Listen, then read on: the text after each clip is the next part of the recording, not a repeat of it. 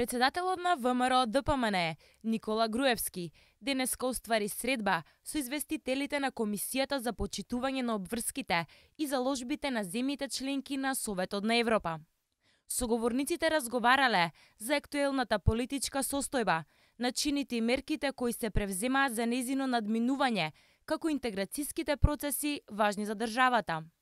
Груевски посочил дека изборите на 24 април се неопходни за надминување на наметнатата политичка криза. Една од најзначајните приоритети на ВМРО ДПМНЕ е тие избори да бидат фер, регуларни и да се реализираат во демократски амбиент.